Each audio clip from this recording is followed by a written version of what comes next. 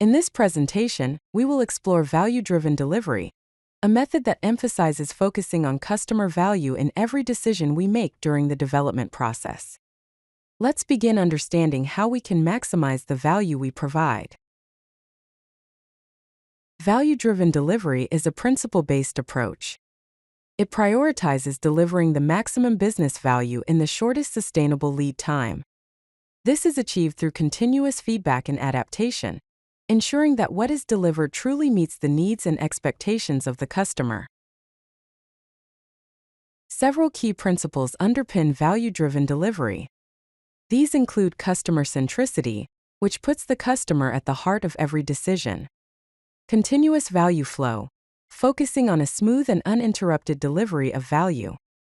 Rapid feedback loops, enabling quick adjustments based on user input. Outcome over output, emphasizing the results achieved rather than the volume of work produced. And finally, a sustainable delivery pace, ensuring that the team can maintain a consistent and manageable rhythm. The value delivery flow can be broken down into 4 key stages. First, identify customer needs and value opportunities. Second, prioritize items based on their potential value. Third, deliver solutions incrementally, releasing value as quickly as possible. And fourth, measure the actual value delivered to validate the impact. Several techniques can be used to identify value effectively. These include user story mapping, which visually arranges user stories to understand the customer journey. Impact mapping, which links goals to deliverables. Value stream mapping, which analyzes the steps required to deliver a product or service.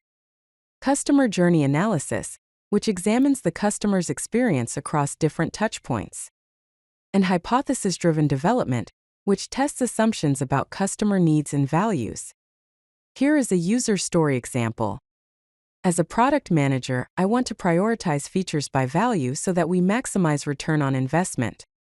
Acceptance criteria: given a feature backlog, when I assess business value, then I can rank by customer impact.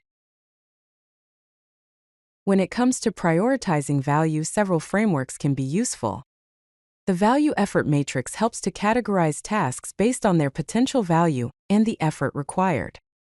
Other prioritization techniques include the Moscow method, which categorizes requirements into must-have, should-have, could-have, and won't-have. Weighted shortest job first, which prioritizes tasks based on cost of delay and job size. The Kano model, which classifies features based on their potential to satisfy customers. Cost of delay, which considers the impact of delaying a feature. And relative weighting, which compares the importance of different factors. The value effort matrix contains 4 quadrants. High value, high effort. Strategic initiatives plan carefully. High value, low effort. Quick wins do first. Low value, high effort. Avoid or reconsider. Low value, low effort. Fill in tasks. Incremental value delivery often involves using a minimum viable product, or MVP. An MVP is a version of a product with just enough features to satisfy early customers and provide feedback for future development. The benefits of using an MVP include faster time to market, reduced development costs, early validation of assumptions, and customer-driven improvements. The MVP process contains 4 stages. MVP: release core functionality that delivers primary value. Measure and learn: collect user feedback and usage metrics. Iterate: enhance product based on validated learning. Scale: expand features and market reach. To ensure that value is being delivered effectively, it is important to measure key metrics. These include customer satisfaction score, or CSAT, Net Promoter Score, or NPS, feature usage rate, customer retention rate, time to value, and return on investment, or ROI.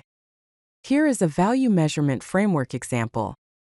Define value metrics, collect data, and analyze results to calculate value score. In summary, there are 3 key takeaways to keep in mind. First, always maintain a customer-centric focus, prioritizing customer needs and business outcomes. Second, Embrace continuous delivery, delivering value incrementally and frequently. And third, measure what matters, defining and tracking metrics that validate the actual value delivered to customers. As a next step, implement value-driven practices in your next sprint by identifying your most valuable features, creating a minimum viable solution, and establishing clear metrics to measure success. If you like this video, hit that like button and don't forget to subscribe. Visit codelucky.com for more such useful content.